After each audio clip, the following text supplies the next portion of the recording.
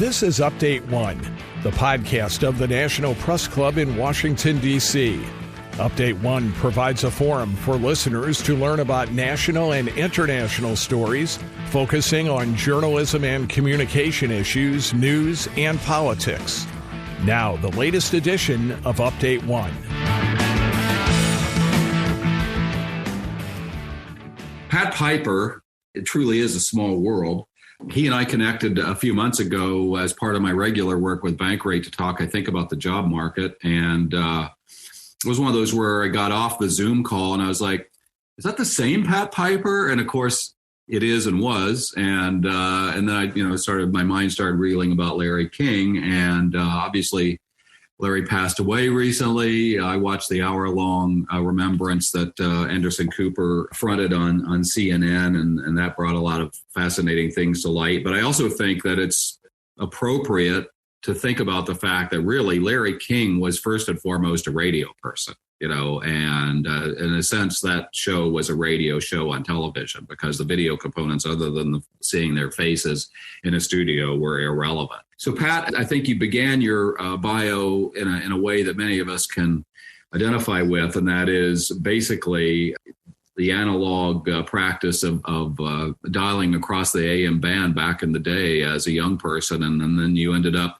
being able to produce that content. First of all, Mark, I appreciate the fact that you could explain economic things to our listeners. How did this happen, Mark? And you did it beautifully. So, and Larry King would have asked the same question. He has no idea what he's talking about. The guest will explain, and then it goes from there. As a young kid, I was a Chicago Blackhawks fan, and I would lie in bed at night and I would hear, the local station carry the Blackhawks game. And I would do this. There was this thing called skip. I know there's a more technical name for it, but I could get the Boston station, WBZ, the Spirit of 103, and they had the same game on. And I was switched back and forth, and you could hear one announcer describe it this way, and then another announcer with, of course, a Boston accent explain it the other way. And radio just caught me at that moment.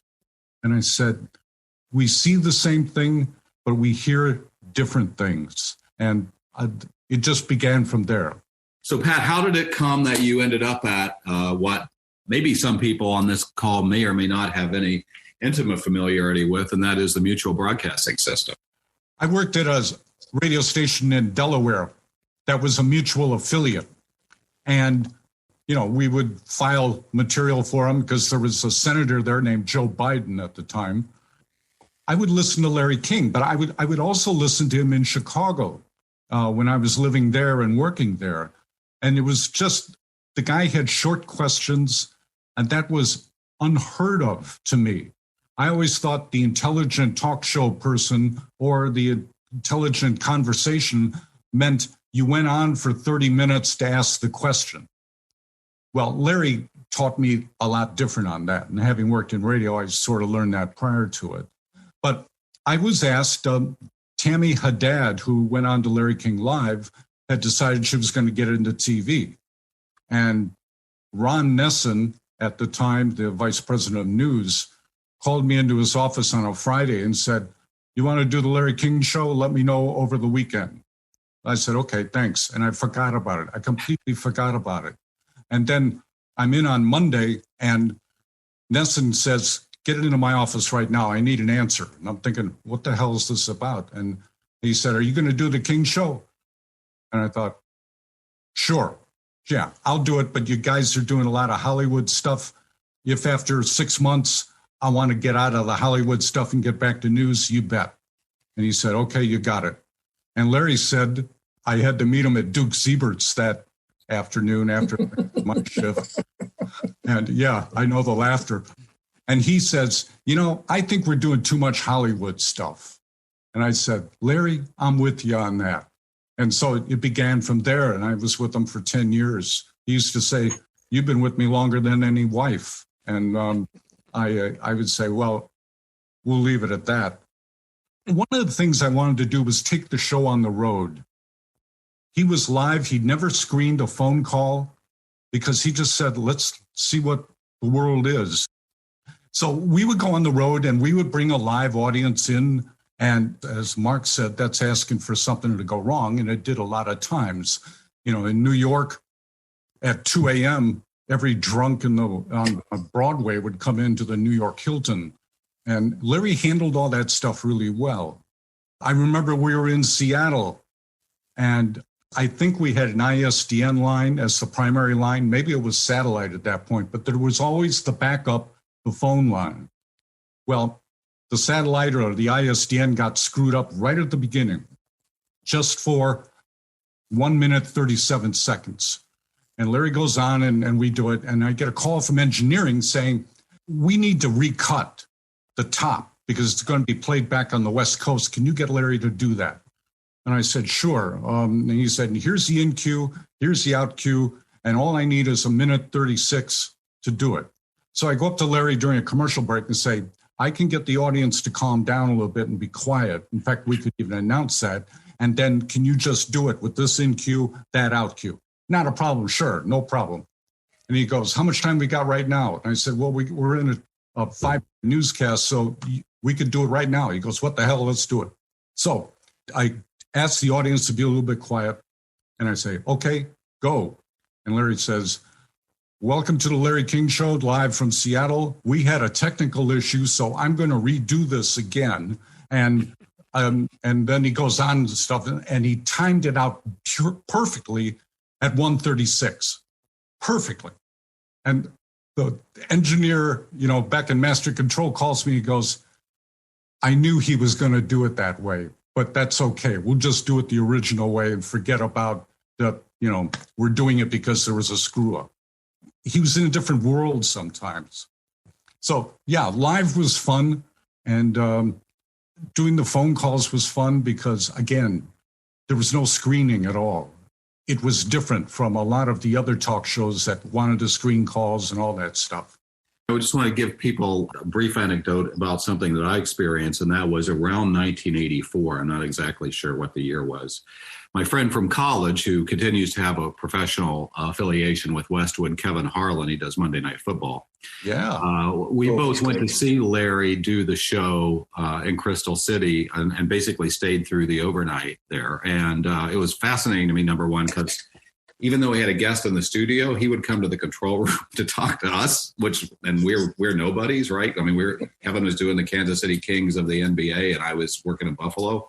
But he was so down to earth and engaged us. And I remember he did a thing where he said, welcome to visiting firemen, from Buffalo and Kansas City, blah, blah, blah.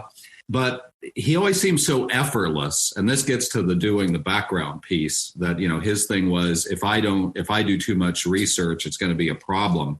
You are producing. So how did you manage that? I'm going to call the word tension about wanting him to understand who it was he was interviewing, whereas he's saying, I'm going to ask the first question that I think the listener wants to ask. Yeah, it was a baptism by fire because after Ron Nesson told me you're going to do the show, and I agreed to that, the first author was, I think, Frederick Forsyth, who had a 400-page book out.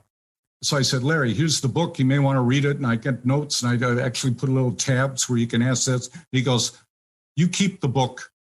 And I'm going to ask the questions because I don't need to read it. And I stopped and I thought, what did I just get myself into? And he was just very natural. He goes, the audience hasn't read the book. Why should I read the book? In fact, why don't you just go read the book and you can listen to it listen to the interview at home, which I thought, okay. But it worked for him. And just one other quick story, if I could tell it. We were in Los Angeles, and it's a live show, and of course, the first hour guest cancels 2 hours before he's on. And I'm sure no one has ever had to deal with that. But as a producer, you always have to have plan B and C and D. And I knew that Tom Petty was going to be going on tour. And I'd been in touch with their manager just saying, hey, I called Petty's manager. And I said, if you can do it, man, you're going to be my hero. And he says, not a problem. I'll get him there. So Petty comes into the studio. He sits down, and I go into the green room where Larry is in Los Angeles, and he's watching the Baltimore Orioles lose, which is what he did. He was watching baseball, football, whatever, not paying any attention to the fact he's going to be on the air with 300 affiliates in 2 minutes. And he goes, "What are we going to do tonight?" And I said, "Well, here's the plan." And he looks at it and he goes, "Who the hell is Tom Petty?" And I said, "He's in a rock and roll band. They're going on tour. He plays guitar. All I need to know, thanks."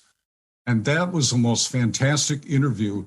I later learned from Petty, who came up to me and said, "Can I have a cassette? Because I was answering questions I never even thought about." This was back in the days of cassettes. But that's just one other story about the way he operated. And just very quickly, the Mutual Broadcasting System in Crystal City was on the 12th floor. And we had meetings on Mondays with Larry. And that meant Larry got in an elevator at garage level and went all the way up to the 12th floor in the elevator. And I would start getting calls after that meeting saying, "Hey, I saw Larry in the elevator on the 11th floor, and he said I ought to call you because you're the one who can get me on the air and talk about the fact that I have a twin brother." Or it could be, "I know how to make a Grand Marnier souffle, and Larry said I should call you." This went on and on and on, and it never stopped. And the bad part was he had to take the 12th floor and go back down to the garage level. So I was getting even more phone calls. But that's the way he was. He was naturally curious. I also want to ask you, Pat, because you mentioned that basically you ended up helping him to write several books. That's a lot more complicated a process than doing a live radio show, at least in terms of the management of the content. I mean, what was that like? I'll tell you, the first book was called Future Talk, and it came out in 1999. It was supposed to be about it was looking at the new millennium. And so we talked to a number of people about what are we in for. And I remember Tim Russert said, "Be literate before you become computer literate." And I just thought, wow, that guy nailed it. And Al Newharth, who had USA Today, he started it. And Larry, of course, wrote a column for him that we've all smiled about. He said, "You're going to be getting instantaneous information, but give it a little time before you react to it, because there's probably a larger story to pay attention to." And he goes, "That's my advice, and I know no one is going to follow it."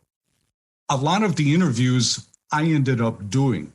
I mean, I would talk to Larry and I'd say, "Okay, we're going to be talking to Tommy Lasorda about the use of prayer," because another book I did was about prayer. And I said, "Okay." And he goes, "I'm going to be in Washington, D.C., and Tommy's in there because the Dodgers are playing in town. And why don't we meet for breakfast?" So I said, "Sure." So I go over there and I have my notepad and everything, and I'm writing stuff down, and they're doing shtick about Brooklyn. They're not even talking about prayer. And then Larry says, "I've got to leave because I got to go get my hair done." He gets up and he shakes Tommy's hand, and Tommy's mouth is just wide open. And he said, "Did he just leave because he needs his hair done?" And I said, yeah, that's it. He goes, "I'm not going to tell anybody this." And not be good. So I did a lot of the interviews. And not all of them were because Larry had to leave for hair treatment or whatever it was. I think it was just basically he was going to do an early taping. But that's what I'm hoping. I never found out the answer because I never asked the question. Well, when he's doing television, I think he got his hair cut every day, as I recall. At least that was included in a feature I saw. Yeah, and I witnessed. I'm sorry, I got to leave to get my hair done or makeup, and people were just dumbfounded. But the point is, he was fun to work with in terms of writing, because he would say, "I read this transcript of your interview with, whoever it was, Bill Gates," and Larry wasn't on the call with Bill Gates. Somebody else did that. So he goes, "Ask him this or ask him that." I said, "Sure, I can do that." Very quick story. When Future Talk was launched, he had a hit on the Today Show with Matt Lauer. And 5 minutes to air, he calls me. And he goes, "I'm in the green room. what should I say? And I went, Larry, did you read the book? He goes, yeah, I kind of skipped, but what's like a main thing I could just say? And I thought, I used a couple of 4-letter words with Larry. But I said, okay, the last millennium, Leif Erikson was sailing across the ocean. Good, all I need, thanks. And I thought, I either want to watch this or I don't. I watched it, and Matt Lauer says, Larry, why did you write this book? And he goes, well, Matt, the last millennium, Leif Erikson was sailing across the ocean. And I thought, holy. And it actually turned out to be kind of fun because he did know a couple nuggets about the people that were in the book. But that was, again, he doesn't prepare. Well, he doesn't even read it either. So that's a story that I've always remembered and terrified me then, still does. Oh, that's awesome. And just to wrap up this segment, obviously the outcome was fantastic. And I might want you to think about trying to characterize why it was fantastic. But what was it like for you to work with him? I mean, obviously you stuck with it for 10 years.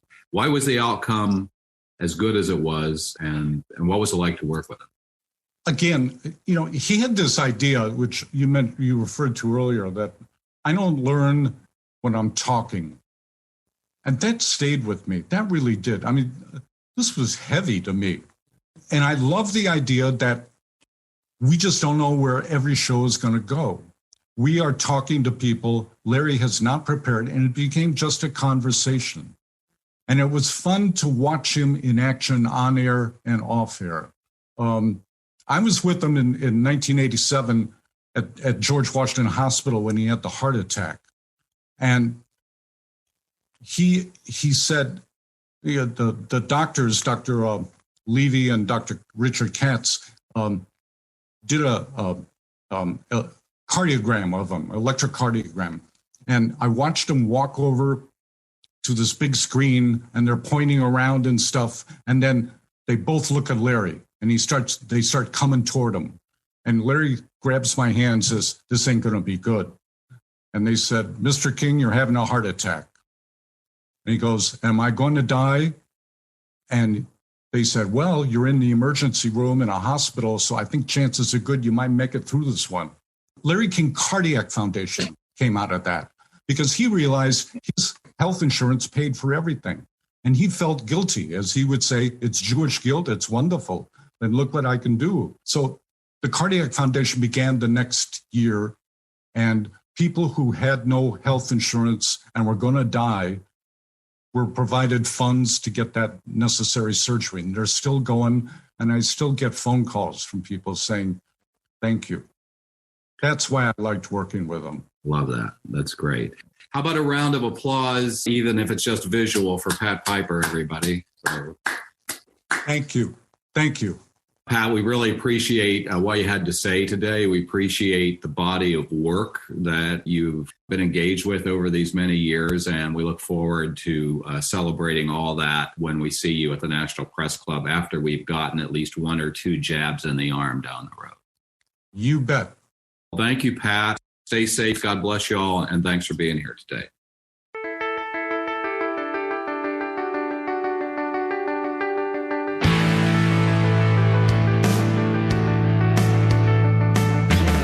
Update 1 is a production of the National Press Club's Broadcast Podcast Committee. You can comment on this podcast or any episode of Update 1 by sending an email to update1podcast, that's update the number 1 podcast @gmail.com. Thanks for listening to Update 1.